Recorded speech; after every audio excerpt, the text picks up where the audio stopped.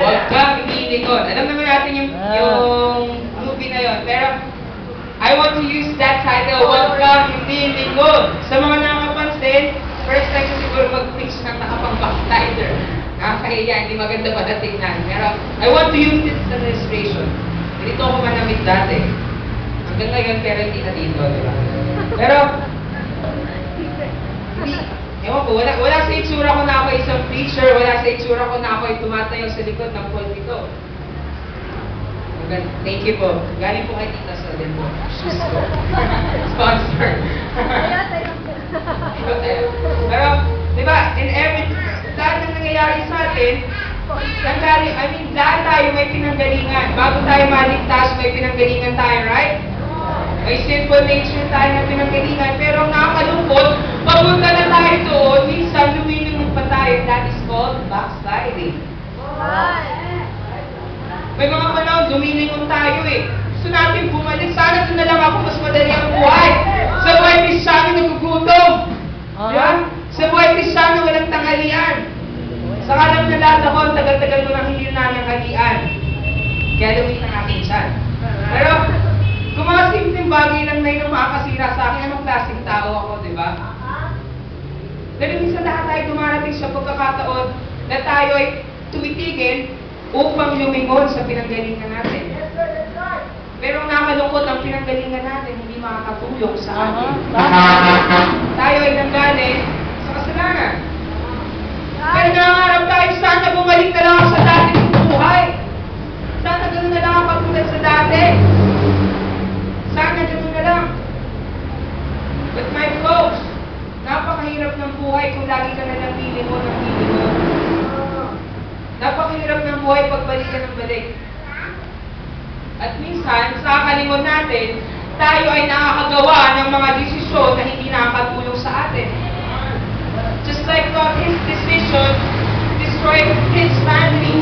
Nung siya'y pumunta sa plains of Jordan, doon nawala ang kanyang substance.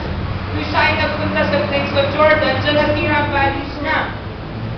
Nung siya'y pumunta sa plains of Jordan, wala na siyang pakialam sa Diyos. He's a Christian, pero in his story, you will not see him pray.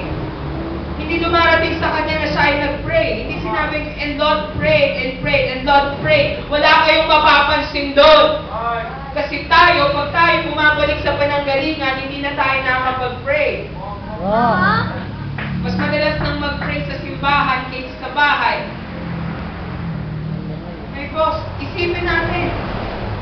It's a self-evaluation day ngayon. Tingnan mo yung buhay mo. Nakapag-pray pa ba ako pag nasa bahay ako? Pagkakain lang ako nag-pray, mabilisan pa. Minsan din lang ako nag-pray. Thank you, Lord. Diba? Sa lahat ba ng ginagawa mo? Close ka pa ba sa Diyos? And being close to God is a decision to make. Isang decision yan kung gusto mong maging close sa Panginoon, kung gusto mong maging malayo sa Diyos, it's your decision. Ikaw ang magdi-decision dyan. Just like God, hindi na siya nag-pray. At yung mga bakla, tomboy ko sa Sodom and Gomorrah, we all know the place, Sodom and Gomorrah, yan ay pulot-pukyutan ng mga makasalanang tao. May mga bakla. Yung mga bakla doon, yung mga angels gusto nilang raping. Yung mga dumalaw na angels sa bahay nila. Pero siya, pinili niya doon siya mapunta kaysa kay Abraham. Pinili niya doon siya mapunta sa mga makasalanan. Ang nangyari, willing na siyang ibenta ang kanyang anak para yung mga bakla, hindi na rapin yung mga angels. Sabi niya, please, yung mga anak ko na lang, sila ay mga hindi pa nagalaw, pwede bang sila na lang ang gamitin nyo? Anak niya, binenta niya sa mga bakla, pero hindi tinanggap ng mga bakla. Pero the point is, nasira ang values ni Lord. Right! Ganun tayo eh. Dahil sa desisyon na ginagawa natin, nasisira na ang values natin mismo. Sa pamilya man yan, sa pagtatrabaho man yan. That is a result of a decision. At ang nakalungkot, may mga desisyon hindi na pag-iisipan. Dahil frustrated, dahil galit, dahil malungkot, gumagawa ng desisyon and they met their doom. Just like Lord.